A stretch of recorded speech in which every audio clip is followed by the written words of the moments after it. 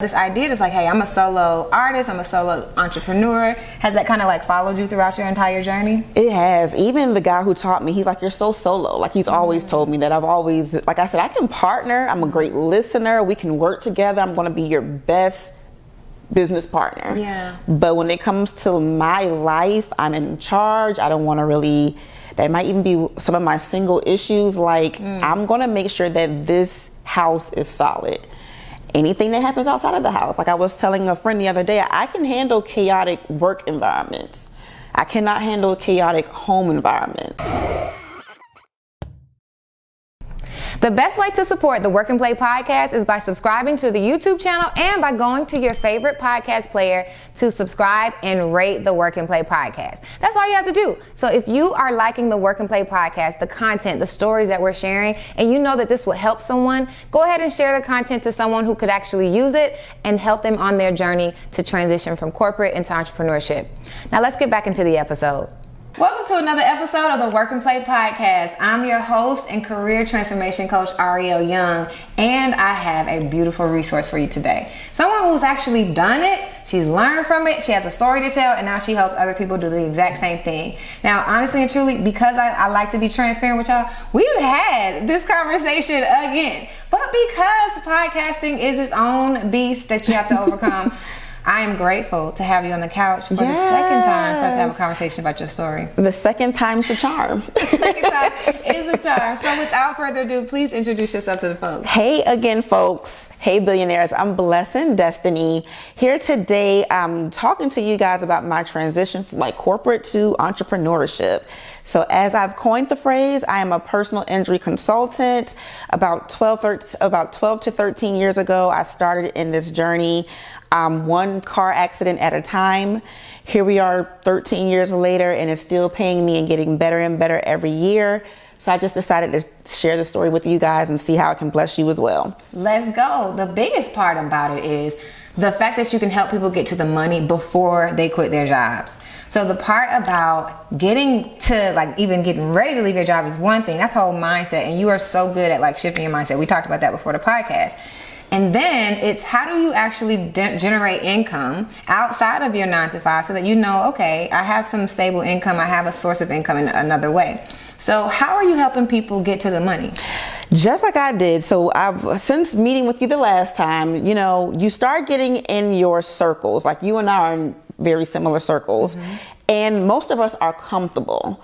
But since speaking with you the last time, I was speaking with so many people who are uncomfortable that I forgot that I used to be that person who couldn't pay their bills and needed some extra income. So when I was thinking about the numbers and what I can help people make, an extra $50,000 a year for some is a lot. To others is not. You know what I'm saying? So sometimes I am able to help people transition from their job, and some people I'm just helping you find some extra pocket money because if you're like me, we want all the money that we can possibly have. Abundance. So that's kind of how I got started. I really just needed extra money, and it was a side hustle that I did. And that side hustle just started making me and generating me more money than what I was doing. And then I just by default transitioned. And that's been my secret sauce to life, like just riding the roller coaster and getting off whenever it lands and makes sense. I love it.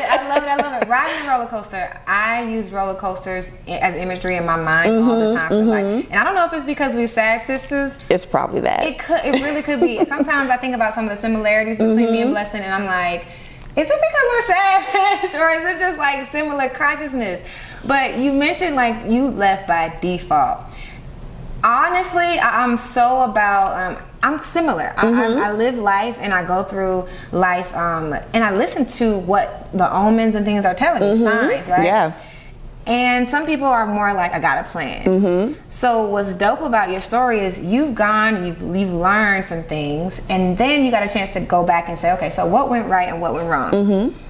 I want to know, like, first, her story of how she found out about personal injury is pretty dope. So if you could go back to the time where you were actually happy at your 9 to 5. Let's talk about what exactly were you doing before you actually got to so I was happy at my 9 to 5.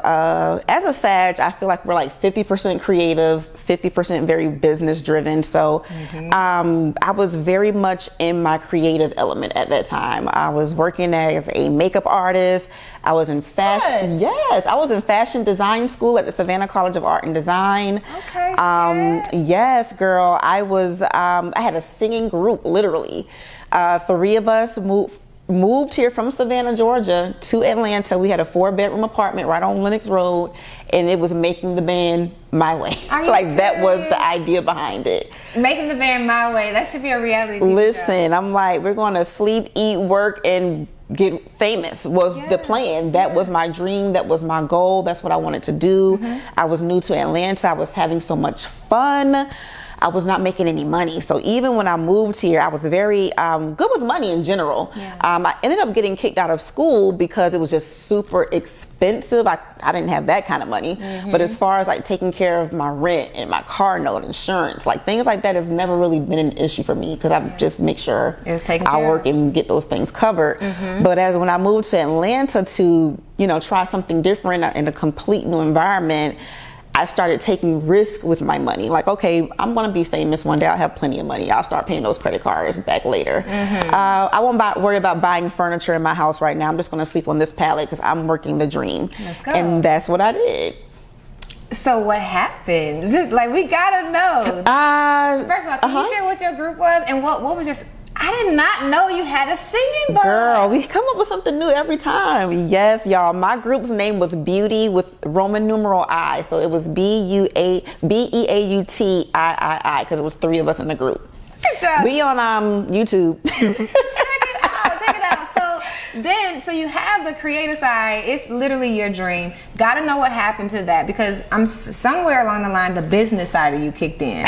Those girls was not about this life, y'all. You know what I'm saying? Like I moved, even though that's not very far, I left everything behind. Even probably the love of my life to this day, I left him behind to pursue this dream. And they just were not working the dream. They were wasting my time. And it wasn't fair to me or any of us that if he wasn't going to take it seriously, we got to abort this mission. And that's what ended up happening. Just people weren't living up to it in a way they should. We were like 22, 23. Some of them had issues with partying. Some of them just had issues with dating and can't stay focused. But I'm not sinking with y'all. Abandon ship. Abandon ship. No, that's 100%. It's like that same thing with entrepreneurs. So before I became an entrepreneur, I would hear, stories of people starting things, super passionate, and then somebody falls off, and it creates this like struggle to keep the consistency. It's made me very much a solo artist. Like we can always do partnerships, but very rarely do I let people into my actual business because everybody's not going to go as hard as you go. But can you and keep the business can fall apart. I get what you're saying, but can you keep that mindset forever as an entrepreneur? Do singing groups who break up usually go back to the group? They might do a reunion show, but then we're back off to this is my coin. This is my bag. Right. I can depend on me, and we can partner. I depend on me. Listen, and I was channeling Beyonce as I was thinking about that. Literally, it came out just right. Listen. So learning that being a solo, and it's so funny because I'm thinking about your actual story, right? How you pair with someone else to learn the game. But this new, this idea is like, hey, I'm a solo artist, I'm a solo entrepreneur. Has that kind of followed you throughout your entire journey? It has. Even the guy who taught me, he's like, you're so solo. Like he's always told me that. I've always, like I said, I can partner. I'm a great listener. We can work together. I'm going to be your best business partner. Yeah. But when it comes to my life, I'm in charge. I don't want to really, that might even be some of my single issues. I'm going to make sure that this house is solid. Anything that happens outside of the house, like I was telling a friend the other day, I can handle chaotic work environments. I cannot handle a chaotic home environment. Are you still trying to get a leg up on your entrepreneurial career? Now, I told you about the morning meetup, the community that was created for the betterment of entrepreneurship. And we are cooking up some really cool things. Now, here's the thing. If you join today, you can actually get in for 60% of the original price. So if you join today, all you have to do is download the app, and I provided the link below so that you can join us. We have community, we have a book club, and it's the largest group that meets every single day, Monday through Friday at 8 a.m. to literally get a head start on entrepreneurship. So if you're still trying to grow, you don't know what your business is going to be, but you know you want to be an entrepreneur, this is the community for you. So check out the morning meetup, click the link below, download the app, and join us today. So when I was dating this guy, he likes chaotic home environments. I'm not doing that. He's like, you do it at work? Yeah, I can leave it at work. When I come home, I need peace. And my home and myself is my temple, and I want to be in control of that. As you should. Thinking about the serenity prayer, God grant me the serenity to control the things that I can't control, the courage to change the things that I can. You know, that whole thing. I think that we have to understand in perspective what are the things that we can control, and then what are things that we can't. So by you distancing yourself from the group, you're realizing I have control over myself. So at what point did you decide, or did you find personal injury? Yes, guys. So that money part. So I didn't have any money. I wasn't really able to pay my bills like I've always been able to do. So we talked about this the last time. When working in the Mac counter, I started in Savannah. I was waiting for them to transfer me to Atlanta. So my first 4 to 6 months of living in Atlanta, I drove 4 hours every weekend back and forth from Savannah to Atlanta because my job there was Friday, Saturday, and Sundays. So now the money is just dwindling even more. At the time, Mac was one of my best paying jobs. They paid me better than anywhere I ever worked, and I've always had pretty decent paying jobs, so I didn't want to lose that. I was just waiting to be transferred. So I was just applying for whatever random jobs I can apply for. Met this guy in the mall one day. He approached me. He was the first guy who ever, I'm from Savannah, Georgia, a little country girl. I'm used to guys with baggy shorts and t-shirts and Air Force Ones hollering at me, right? So, yo, mom. Yes. He comes up to me in this business suit with the Spot UV business card, like nothing I've ever seen before. But he said to me, I'm going to help you make more money than you've ever made in your life. Listen, I didn't know if he was serious or not, but no one has ever spit that line to me before. So I was intrigued. You were sold. I was sold, because if it was a lie, it sounded good. It was better than you show all a blessing. That's what everybody says. He had a unique line. So I called him up, and it ended up being the truth. It wasn't fast money or a lot of money at first, but he ended up hiring me for a position where he had a marketing firm, basically digital and print products. So like business cards, which is why he had the Spot UV best card I've ever seen. Banners and flyers and anything you can print. That's what he did. And most of his clientele were chiropractors and personal injury attorneys. And so he kind of had been dibbling and dabbling with referrals of accidents for years. I guess that's a thing here in Atlanta. But we also had one doctor that ordered from us on a regular basis that had a referral program for his patients, technically, that whenever a patient came to his clinic, to get more patients, he would say, send me your referrals, I'll give you $200. Okay. So I'm like, well, do I have to be a patient, or can I just send referrals? And he was like, well, if you can find them, send them. So we just started getting really good at trying to find people who had been in accidents and referring them to him for side money.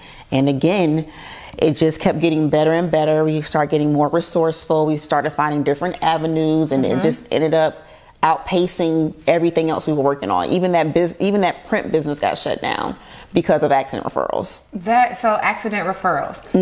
Before we get so deep into your journey, we got to take a moment and stop real quick. So we do live in Georgia, and I think you mentioned it's like the highest personal injury state. Yeah, I think it's like Georgia, Texas, Cali are like big personal injury states. Okay. And because of that, what we are familiar with here in Atlanta, there on the radio station, you always hear 1-800-411-PAIN, or all of the different types of slogans that you're familiar with.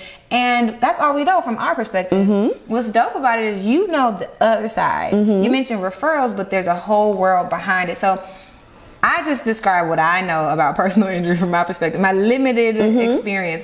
But for the people who don't understand, what does that actually mean? Can you describe like the industry for Sure. That's actually a great question, because even before being in this industry, like you said, I saw it totally different.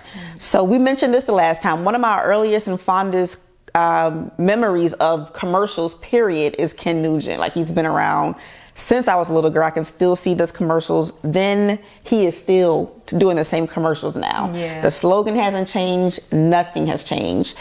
When you're watching, especially like local TV and like you said, radio, they're probably going to be all the commercials. It's going to be, if there's 10 commercials, 8 of them are personal injury, right? Okay. So they're doing that for a reason. You and I don't need them today because we are not in an accident today. Mm-hmm. But there's a possibility that one day we will be. A family member might be, a friend or something like that. And they're going to want you to remember that catchy jingle and call them. And that works really well. And if you really start paying attention, every attorney markets to a different crowd or a different demographic, a different type of person. Mm-hmm. So I'm in an accident at 19 years old and my car is totaled, but I'm not beat up. I'm not bruised. I'm bruised, but it's not life or death. I end up going to the hospital. I get like a $500 hospital bill. They pay me $500 for that bill. They pay me for my car, and I go. The insurance company, excuse me, the at-fault insurance company. So whenever you're in an accident, usually there's someone that's at fault and there's someone that is not at fault. We as the attorney and we as the accident referral source are going to pursue a settlement against the at-fault party. Okay. Okay. So do you need a police report and all that? You should always, you don't have to have one. So say for instance, you and I are in an accident and we don't call the police and you were at fault. Now I call your insurance company to have my car fixed because you know you were at fault, but we don't have a police report. You decided you want to change your story. Okay, yeah. Because you don't want that on your record. Exactly. That's why you always want a police report, because everyone's nice and friendly at the scene. We're just trying to get out of here. And then, but I would say maybe 50-50. When you do not have a police report, the other party usually tries to change the story or say, I cut in front of you and that made me, and then it's like, okay, you're 50% liable, you're 50% liable, versus that police report, hey, this is what happened. Exactly. So at this point in your story, you had already been paid $500 because they accepted culpability. Yeah, so they were definitely at fault. The person that hit me was definitely at fault. They T-boned me. My car was totaled. And my medical bills was $500. So I'm thinking they paid me for my car. They paid me for my medical bill. We good. So then a couple of months later, I got a physician's bill. So I called Progressive back, the at-fault insurance company. I'm like, I have another bill. They was like, no, ma'am, we already closed out your claim. I'm like, well, who pays this $200 bill? You. So even with that, I said all that to say personal injury, 9 times out of 10, especially in, I would say, our community, most people's primary concern is getting their car fixed. If I call the at-fault insurance company, they're going to pay for your property damage. Case closed. And that's pretty much all of us want. I did not pursue a settlement, even though I had seen personal injury commercials my entire life, because I didn't feel like I was banged up enough. So I just let it go. That same accident that happened to me at 19 and I got the $500, well, I didn't even get that. I evened out. For sure, I know I could at least got $30,000 for that exact same out. Now that you know what that I know what I'm doing. And that's what's happening. Most of us don't care about the bodily injury portion. Most of us don't know how lucrative that is for them. Most of us feel like $30,000 is a lot of money. It's a lot of money to us in one lump sum, but to Progressive and these conglomerates, that's no money. They produce billions of dollars a year. If they got to pay you $30, that's like $30 to them. But they do know psychologically how you feel about $30,000 and that you feel like you're not really hurt. And then you start calling them and say, I'm not really hurt. And they use those words against you. So that's why the first thing a personal injury attorney is going to tell you, do not do a recorded statement. Because when you're calling them and you say, yeah, I'm not that badly hurt, I got a little neck pain, we're going to say the complete opposite. My client is hurt, period. She's in pain, period. We're not giving them those small words to try to diminish your claim. We're giving them the words to empower your claim. So when it comes to like you working with people who have been in an accident, you're in the referral business. So by the time you get to contact a client, are they in a space where it's been months since they've had an accident and you have to convince them that they need help? Or what's the conversation usually like when you make contact? I normally speak to people fairly quickly. Like the goal is to speak with you within days, if not the next day of you having an accident. Because again, we really don't want you doing that recorded statement. Most of us are not going to go to the doctor. We need you to go to the doctor. That's one of the main things I learned. Like, the money is in your bills and records. So you got to go and prove why we're asking for this money. And that's through you getting to these appointments. So if I meet you a month later and you've done nothing, we can get you some money, but we playing games. You know what I'm saying? So to really take advantage of this, you got to start helping them sooner than later. So we say at least 2 weeks would be a good period of time that something's in motion. Got you. I can think of the first thing that comes to mind. If I don't feel like I'm hurt, I'm missing work, because a lot of people I know, they have to go to work. They can't necessarily take off. They're like, I just don't have the time for this. What are some of the things that you say to a person if they're not really feeling like they have time, or that they even are that hurt to show up for the bills and the appointments that they need to show up for? Number one is you get reimbursed for your lost wages. That's number one. Yes, you will miss that money today, but we will get it back for you when we settle your case. So we promise, well, we not even promise them that. That's just a real thing, that you get reimbursed for any lost wages related to that accident. And then I just paint the picture, like, depending on where they're working, like, ma'am, when's the last time your job paid you $30,000? Let's get this $30,000 in a couple of months. What was the other part of that question I was going to answer? It was one other thing I wanted to add to that. What you tell them? I was going to say also, if we just say, let's say 20 to 35, that is 15 years times 200, whatever that is, y'all do the math. That's how much I've paid to the insurance industry. 30,000. So 3,000. It's more than 3,000. 1,500, you said? So let's say for the last 15 years, every month, we paid them $200 for car insurance. I'm like, well, it's got to be more than 3,000. 15 times 2. You don't. Okay, y'all do the math, all right? When y'all watch this podcast, and that's how much we have paid them. Give me my money back. It's insurance. Got you. So you help them understand the value of the insurance that they've been paying. Yes. Why are you just giving Progressive and Allstate and State Farm money every year of your life and getting nothing back for that? They didn't give you anything back when they paid for your property damage. You paid them for that. This is legit your money. We paid them. They hold your money. Get your money back.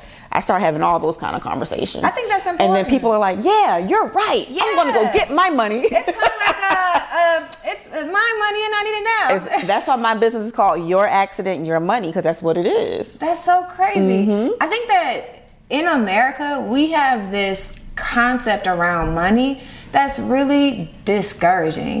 Like, it's not just personal injury. I'm thinking about so many different business credit, business funding, the money, stocks. We have stocks. We have access to so much cash. But let's say $30,000, for some reason, we feel like it's illegal for us to have our own money. It's illegal for us to say some things like that. And even for me, like, I was in an accident one time, and I felt like, because there was such a negative connotation, ambulance chasers and all these things, that I just didn't feel like, oh, you know, should I be pursuing it? Should I be going to the chiropractor? You know, should I feel like, I mean, I did feel bad, but then I felt like, oh, I just felt like I was robbing someone. How do we... America robs me every day. Come on. And I feel very comfortable in that statement. If I can rob America back, I'm going to do it. What do you mean by that? Just what I said. If I can rob America back, I'm going to do it. But I just told y'all we're not even robbing them. It's your money. Insurance is supposed to pay you out. Like you said, it's happening across so many different categories in life. But just for like, the insurance company is doing their job for you to feel that stigma. That is exactly what you want. They want you to feel. Their job is the complete opposite of a personal injury attorney's job. How can we pay Ariel for her accident as least as possible? Y'all gonna make me, the ambulance chaser, be the bad guy when I'm trying to put $30, $40, $50, $100,000 in your pocket. How am I the bad guy? But they have done a great job of what you just said. Like, just in general, like, society. For me, for an example, the stock market is a good example of that. Like, I've always heard about it. I've always heard it was lucrative, but I felt like it was a white man's game. Girl, I got in that stock market. I'm like, this is all we do? This is it? Like, there's different ways you can address the stock market, but for me, I'm a long-term investor, and that's super easy. Put your money in the stock. Don't look at it. Don't touch at it. Stock is going to always go up. But because of the stigma of that's what they do, we don't do, my money wouldn't be growing for me. We'll continue as Black people, most of us, put our money in the bank and it's not growing. You think somebody's going to come and encourage us to put our money where it grows? That's their family secrets. So really and truly what you're doing is debunking all these societal, systematic ways of, there's keeping so many of blinders them. over our eyes. This is just one of them. My goodness. So you're in your 9 to 5. You learned that, okay, personal injury referrals is taking off more than even the printing business, right? What happens next? We keep going, like literally we just keep going. So one reason why I don't call this a way of transitioning out of your job to do this full time is because that's not what I did. And I don't feel comfortable on teaching anything that I didn't actually do. You gotta get in it, get a taste for it. Like I know how to help you get paid today. Like I can help you get $1,000, $2,000 a week. That I can easily explain. You starting to maximize it the way I maximized it, that's when you have to start getting creative. It has to make sense for you to be like, okay, this is what she's doing. I know people in this industry, like say for instance, if you know some tow truck drivers, or you might be a truck driver or something like that. You're in those lanes and those conversations in those industries. It's a very lucrative lane for personal injury, for accident referrals. I'm not in that lane. So you start just getting like literally like based off of what Blessings told me, based off of the couple of $1,000s I've been able to make with her, what's next? Is it a next? Or do I just continue to just receive this money as I hear about it and just, pick up some pocket change? And good pocket change. Like I want to help people on average make at least an additional $50,000 a year with accident referrals. So I definitely want to get back to your story. But I have one more question. From the perspective of a personal injury referrals associate. So you're reaching out to the clients to help them understand that they need to go ahead and go to the doctor so they can assess their injuries. On the other side, what does that look like? What's the other side? So clients, when they sign up with you, what are the services that you offer? So once the client signs up with us, there's the law firm that represents them. That's who actually gets them paid the settlement. But the most important part of this whole journey is them going to chiropractors, orthopedics, their medical doctors, getting surgery, injection, just depending on whatever their actual injury is. Whatever that doctor recommends for your injuries, we call it a care plan. Complete the care plan.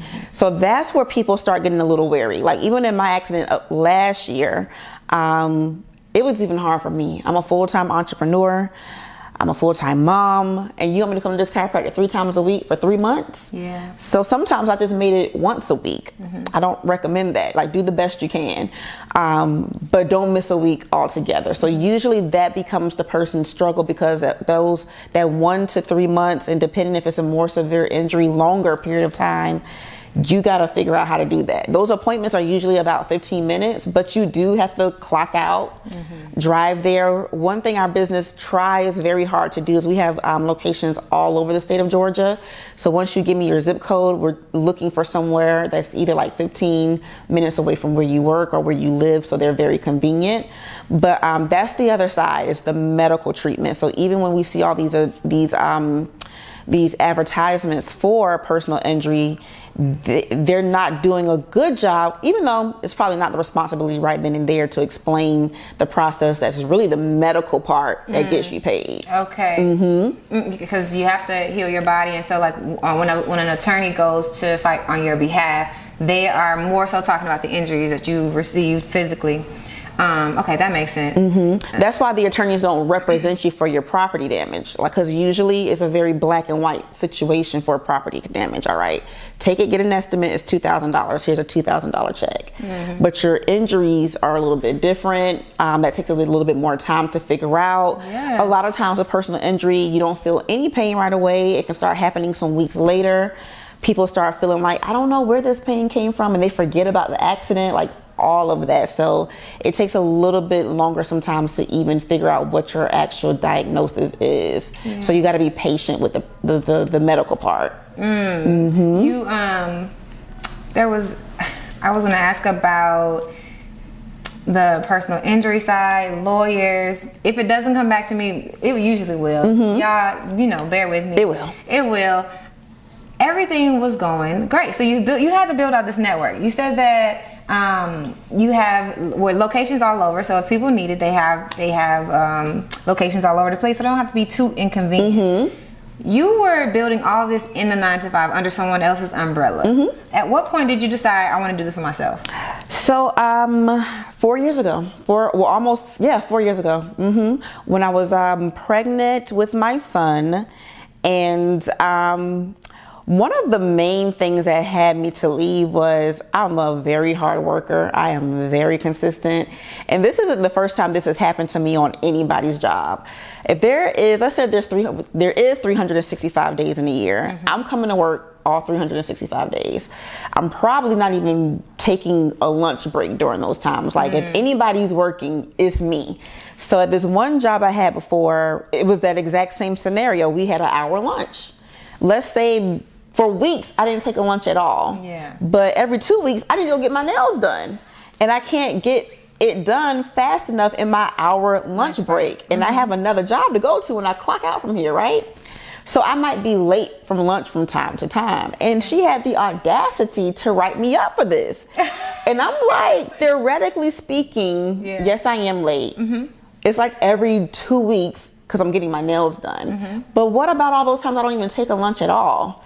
Like, no one's asking you for that. No one's telling me to go. Like, when it's beneficial, it's beneficial. So I don't like that personally. Like, I like looking at people's overall portfolio. I understand rules, but I do feel like sometimes if we're excelling here, we can look over some things over here. That's just how I operate. Were you gonna say rules are made to be broken? I'm a rebel, maybe. You know what? There's on personality assessments and character assessments. One of the questions that I love to see how people answered on the girl. Is, if you see a stop sign, what do you do? Do you stop? I got a funny story for you. Tell me. Listen, so now I'm in high school and I'm looking for a job, right? And so we had just taken the graduation test and I passed them all the first time, and some of my colleagues or classmates, they didn't, right? And then they passed it the second time, and a lot of them were saying because they smoked weed, they passed the test. No. It helped them to focus. Okay. So now I'm applying to work at Walmart. My goddaughter's mom she's the manager at Walmart. I'm taking the assessment test, is it okay to do drugs? I'm answering it honestly, based off of what I heard about them doing better the second time around. I'm saying stuff like, well, I wouldn't do it excessively, but maybe No, you did not. No, you did not. You know how they're is it a little bit okay? Is it okay? Right. Is it very okay? You're little bit. I'm little bit, kind of girl. So the only reason I know that the reason that I didn't get the job because my godmother's mom came to me Blessing, do you know how you answer those questions? I was like, yeah, honestly, I've seen people do better on drugs. No. She was like, yeah, so that's why you didn't get the job. You know what? I can't even be mad at him. The one I'm time hey, you want me to just come to work or you want me to be effective? We might need a little weed. Oh my God. I don't smoke, but I'm just saying it's worked for others. Let me talk about the employee mindset with you. You have this rebel, this independent spirit. In your whole career and all of your jobs, has it always been a bit of a struggle for you to stay employed? I'm usually, kind of yes and no. I'm the best, and I'm not gonna stick around for the BS. So they know that. Once you start playing with me, and God is just so good. Every time, I never really got fired. I always left on my terms, and every single time it was a better situation. So it always worked out for me in the end. If you don't see my value, baby, I'm not staying around. That's in all areas of life.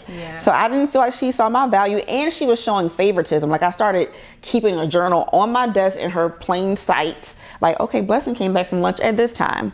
Everybody was Hispanic in the office except for me. Carlos came back at this time. You know what she said? Well, Carlos just had a newborn baby. Carlos is a man. The mama is at home taking care of that baby. If I have to be responsible to get back from lunch on time, so does Carlos. The nails and the baby is the same thing to me. You got to be kidding me. Come on now. You late. We are not comparing. Carlos takes his lunch every day, and he comes back late often.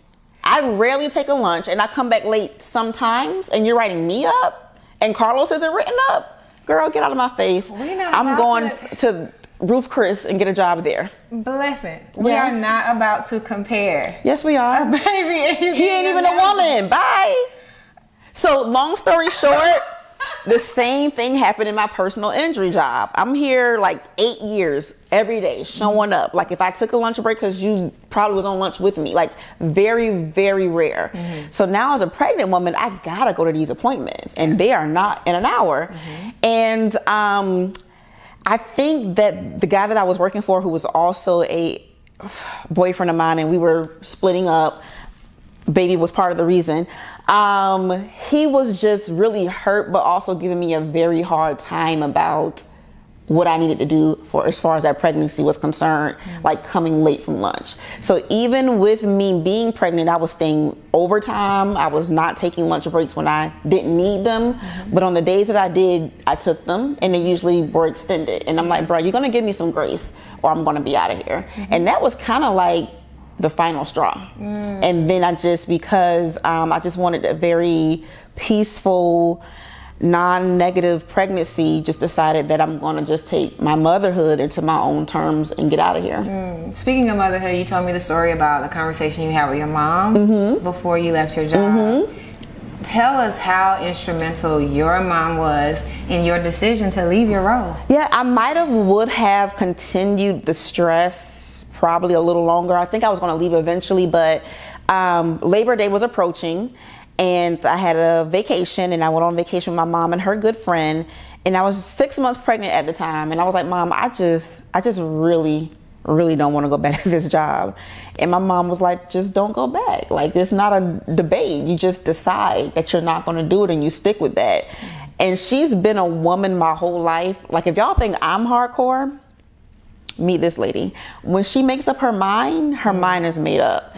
And so she just, we did talk about it in further detail, and it just didn't make sense for where I was to go back. So they were expecting me back after that vacation. I just didn't show up anymore. I just let them know, you know, where I'm at with everything. I won't be returning. And my mom was very instrumental to me just getting the point that your happiness, your baby, again, that soloship, you come first. And everything else is second. And if anything is like draining you, get rid of it. You were how many months pregnant? 6. 6 months pregnant. And you decided not to go back to your job.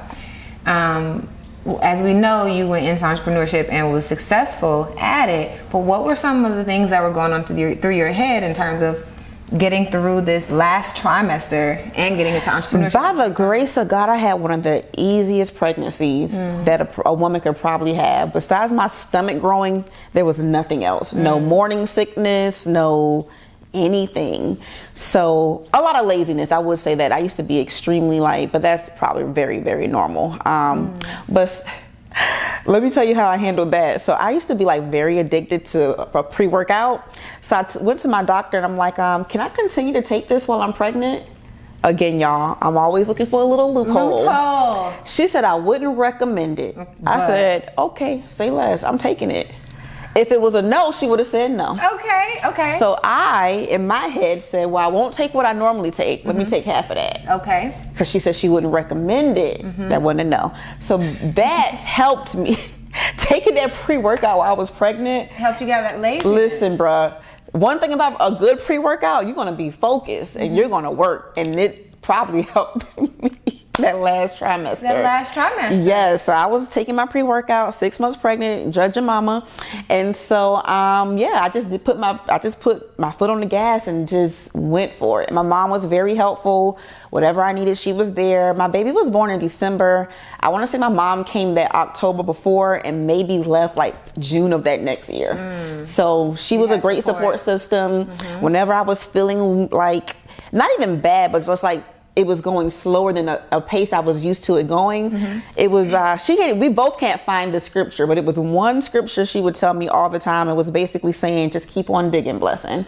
Like I'll be in there working, she'll come in there, I can see it right now. She'd be like, blessing. I'm like, Mom, it's just not going the way I want it to go. I knew it was going to eventually work out. I wasn't afraid of that, but I wanted it faster. And she was like, blessing, just keep on digging, just keep on digging. And that's what we did. And that's how we got here.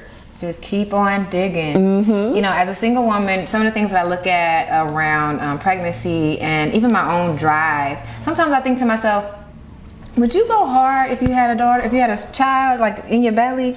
And so for some people, that is the story, right? What do you think changed from before motherhood to after motherhood inside your mind, mental, for you? I mean, it just gave me, that's my duet. Your duet. Yeah. So anybody else can't be in my group. He is in my group. That changed. I am not solo no more. I'm actually a duet now. And I go hard for him. I go hard for me. I go over my life as a child and what I liked and what I didn't like and what I could have done differently, and try to do all of that for him in his life. And just very intentional and just very consistent with him. I've heard women say that, you know, it made them fall off. They got depressed and postpartum depression, which is real. But the way my mind is wired, even if I wanted to be depressed, I couldn't have, because this baby didn't ask to be here. And I'm not saying anything wrong about whoever's going through whatever. But for me, it's like, you got to figure this out. Yeah. We can't let him lack because you're sad and depressed. Like, if you are sad and depressed, figure out a way. This baby deserves it. You brought him here. You figure it out. Yeah, 100%. You know what I caught in that whole story?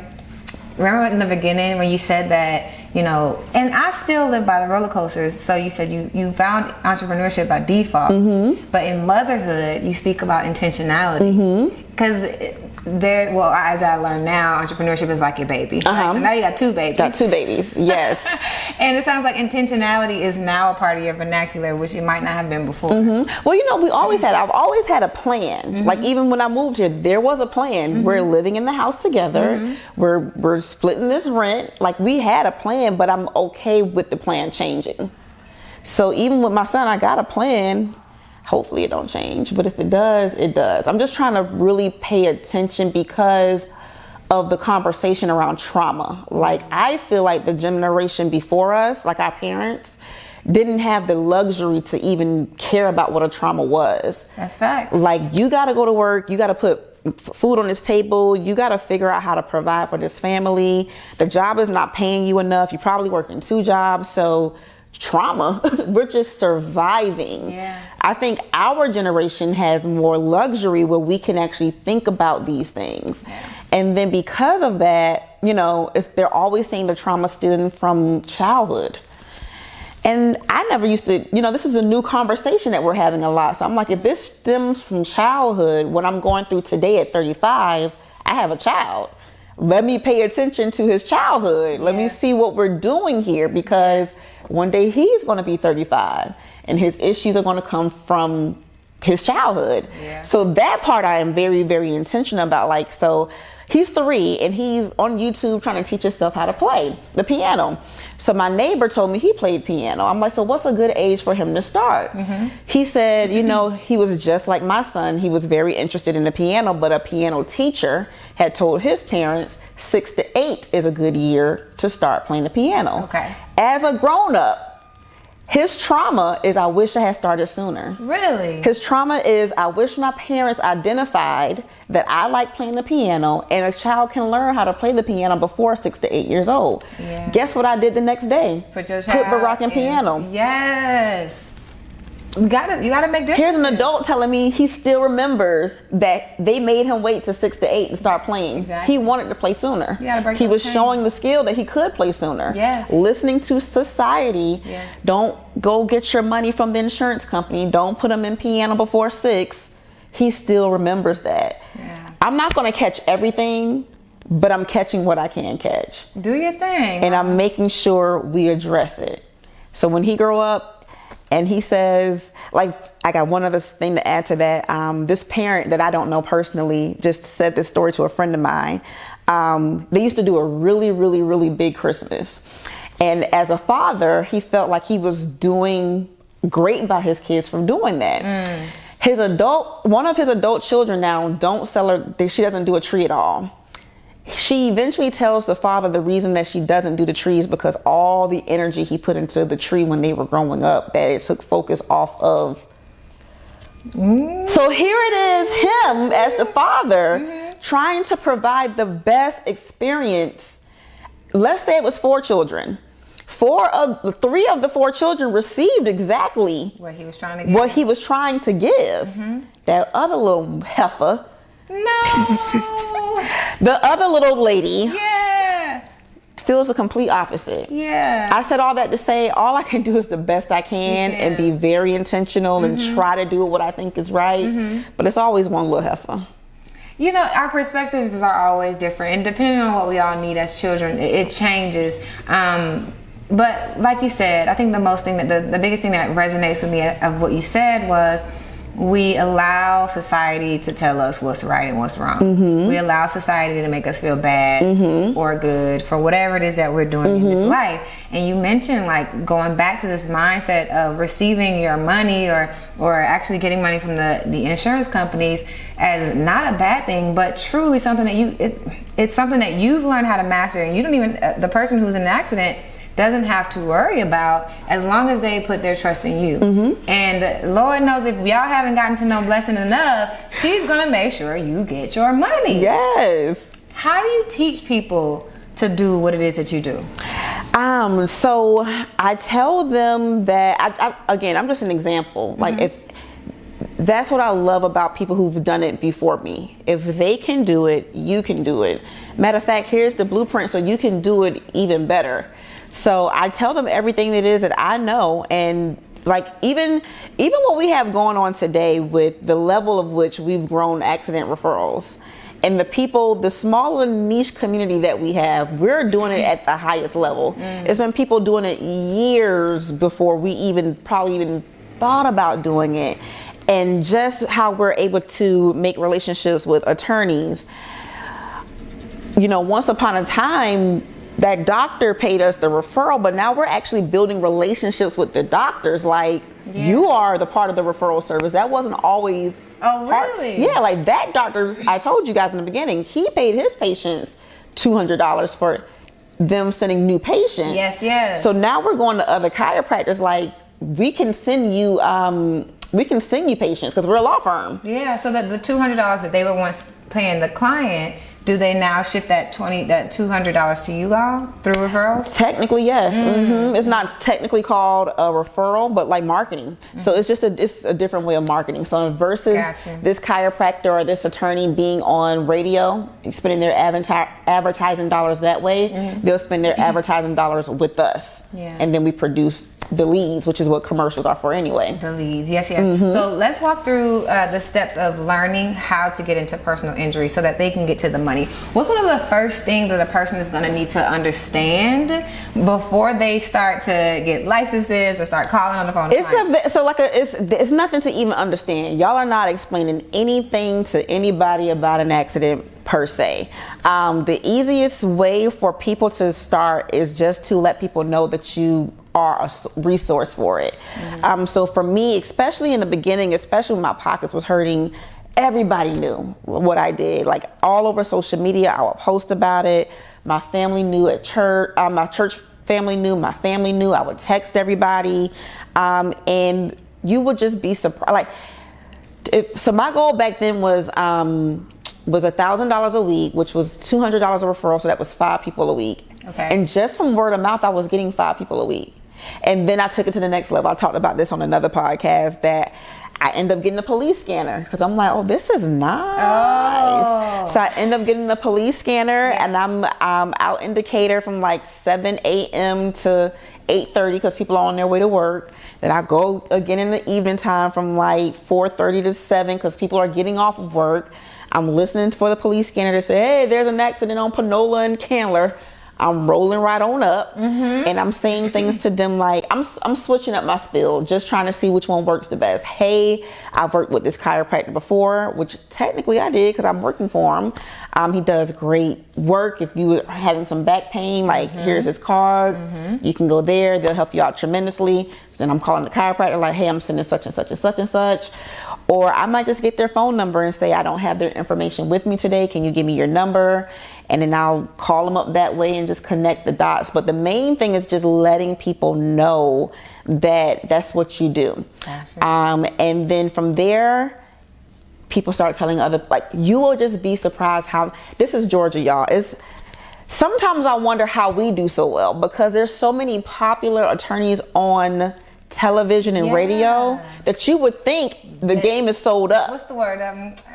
Saturated. People would think, but God continues to provide. So I just want people to know that there's so many accidents happening in Georgia that you can get paid from it still. And a lot of people don't trust those television attorneys as well, because in general, attorneys usually don't have a great reputation in the Black community again. So some of us are really hurt. This is what we get all the time. I don't want to give that attorney all my money. Well, ma'am, you're not about to get no money right now. Yeah. 66% of $100 is better than no dollars. Yeah. So they start feeling, because the average amount of money that an attorney gets is like 33% of the settlement. Okay. So if somebody is getting $20,000, that means the attorney is getting like $6,000 of that. Okay. So on a bad day, the chiropractor is getting another $6,000, and you're walking away with $6,000. Okay. Okay. So it's a 333. It doesn't necessarily have to be. So another thing that I encourage people to do just through advocacy is getting something on your insurance policy, your own insurance policy, called medical payment. Okay. Okay. What's so that? It's medical payment, or med pay, will be what we just talked about. So everybody got $6,000 from that, kind of sort of from that $20,000 split. But if I was in the accident and I had med pay, which I do or did at the time, of $5,000, the chiropractor would have only got $1,000, and the $5,000 would have come to me. So now I would have gotten $11,000 instead of $6,000. And the chiropractor is stuck with the $500 bill, but they only got $1,000? Because their med pay is covering it. Oh, med pay. So because you have med pay, and it doesn't count against you to use your med pay, because you understand how your insurance policy works. Med pay covers the doctor. The only thing, the balance is $1,000, so you get the other 2/3. This sounds like easy math, so I get it. What do you say to people who are afraid? Like, you went and said you were pulling up on people at their... Like, baby, I was afraid, but I like getting paid. The money conquered the fear. Like, I would have to talk to myself every dang on time. What would you say? Let me hurry up and let this police go away. Oh my God, the police is taking forever. There's another accident happening. I'm gonna have to go approach these people. I've already driven here. It would be sad for me to go home and not have done what I came here to do. Sometimes you even got to create a new person, bro. Like, I probably wasn't even blessing anymore at that point. Hi, I'm Tiffany. Like, Tiffany got rejected, not me. How many times did that work? All the time. Like, really? Most times it works. So yes. It probably works better for you to show up on the spot than it is to just call somebody. Either way, just try. Like, just try. Like, one point in time, it wasn't even what worked better. Is, like I said, the more you seek, the more you find. So the connection I have now, I didn't have then. So if I want to get paid, that's what I had to do. But each thing of what I had to do led me to a better way of doing it. Got you. So now, time-wise, I don't have to go listen to the police scanner, because I got this connect, just way more convenient. But that might not be where you are today. You might need the scanner. Exactly. So there's a part of like showing up that you have to do.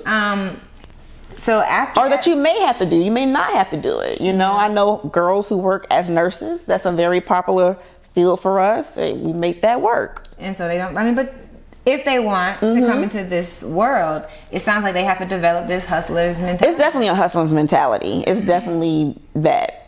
And yeah, it's that. Got you. So for those clients, you can't be afraid to speak up and let people know what you do. Yeah. Or what you have to offer. Which strengthens you for other areas in your life. Like, that has made me so fear. I was already kind of brave. Like, fear is when you stop and don't do it. Like, most of us, it says it. You might feel the fear, but do it anyway. That's courage. Most of us feel the fear, but most of us don't do it anyway. So when you start feeling the fear and doing it anyway, it goes over to every part of your life. Like, nothing scares you. Like, if I can walk up on the police and give up my information, who's going to stop me? It's not illegal.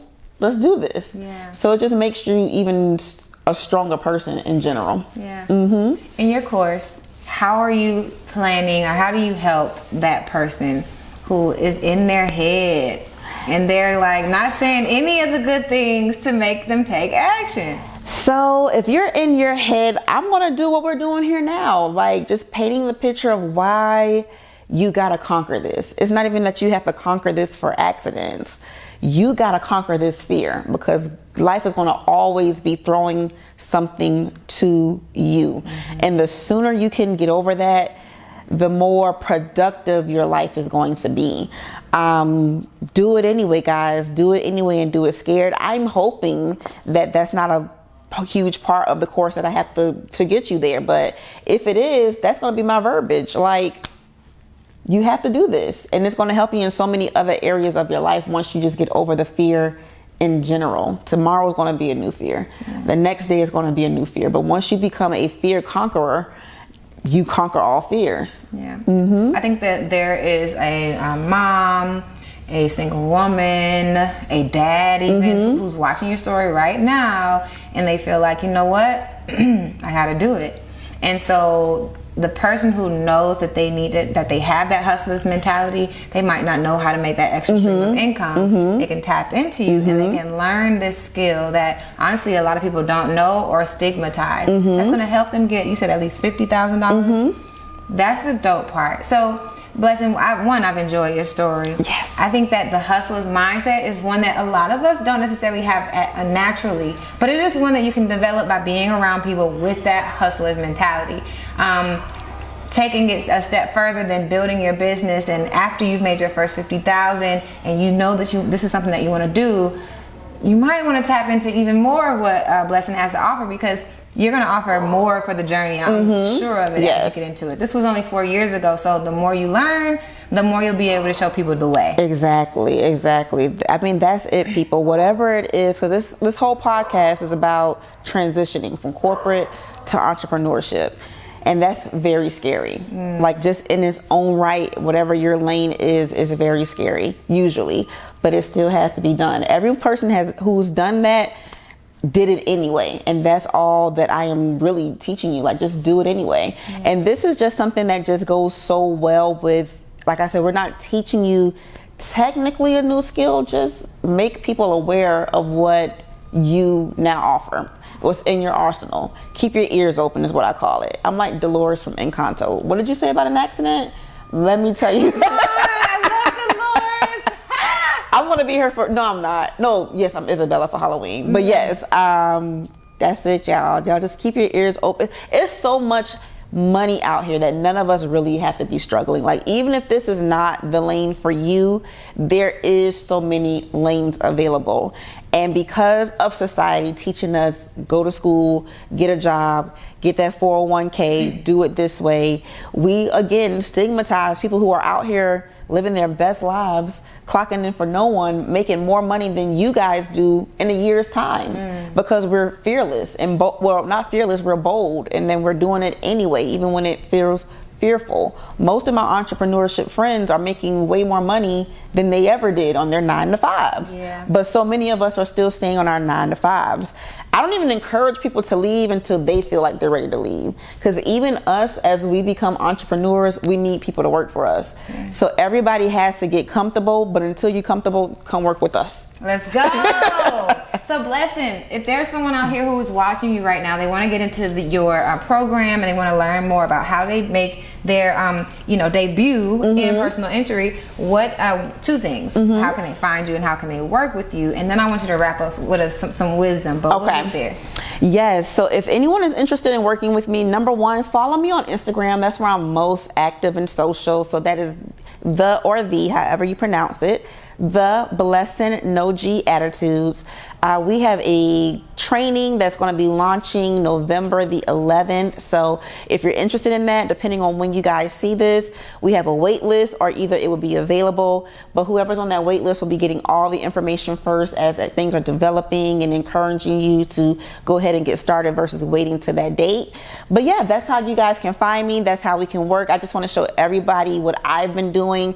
I've been sitting on this information for a very long time, because it is it was for me hard to explain what I did because I hustled literally, but it's also been so lucrative for me. I need other people to know that it's a thing and that you can do it, and it's a great way of making some extra money. So that's why I've just become very passionate about it, because it has really changed my life. Like, it's been such a blessing for me, and I just wanted to be able to share it with you guys. Wonderful. Can we do something special for the listeners? Yeah, that's what we talked about the last time. When it launches, guys, we're going to be 11% off. Yes, 11% off for anyone that comes through Ariel or the podcast. It's going to be, the code is going to be Work and Play, or the link is going to have Work and Play in it. But because you guys are interested in getting to a place where you're making additional income, an extra stream of income, learning how to do something, but just as simple as staying on the phone, finding referrals, and then getting them to where they need to go, literally can find 52 at least at minimum $1,000. So with that being said, I love the fact that every time I see you, you look like you're working and playing. And I want you to share some wisdom to someone who's trying to figure out, how do I get to that level of balance in my life? Yes. You know what? This is what I want to say. When we were here the last time and we had some technical issues, you asked me about pros and cons. And I gave you lots of pros, and I told you I didn't really have any cons. And when I went home to think about it, I felt like that was not realistic. Even though I don't like focusing on cons, come up with something. So I went home. So the pros are a lot of what we talked about. Hey, go out and get this money. Stop letting fear stop you. On the opposite side of fear is everything you've been wanting plus what you didn't know you wanted. Go for it. You got this. You can do it. I say I am a very solo-ish type person, because the better you take care of yourself, the better you can take care of others and decide who you want to take care of. So always, make sure that you're taking care of yourself. I meet so many people that pour from an empty cup, and I don't believe in that, because that just leaves you empty. So continue to fill yourself. Don't feel bad or selfish that you can't do something for someone because it will make your situation worse. Keep your situation the best it can be and pour from that. That is going to be my pro for you guys today. My con that I thought about was, because I'm such a hard worker, we talked about how I went back to work like a couple of days after having a C-section with my son. I'm in the house moving furniture. I'm in the house getting these referrals. And as I looked back over it, even though I'm a very intentional mom, and I still did pretty decent, well, damn good if I would say so myself, I would say that I would like to, my next baby, not have to work as hard. Because that baby stage goes by so fast that when I try to go back in my head and remember a lot of it, I can't. I don't know if that's just a natural thing for all moms, because it just happens so fast how the babies grow. But I would like to spend more, and because he was a baby, I was like, he's not going to remember me not really probably holding him longer than I probably should have. Even though I was still very present. I would have liked to be even more present. You're describing the beginning of an entrepreneur journey, and you're being honest about the fact that it's not easy. Like even with breastfeeding, I stopped breastfeeding because it was just so inconvenient with working. That's kind of selfish for the mom's perspective, but I still did it, the best I could, till it was just like, all right, something got to give.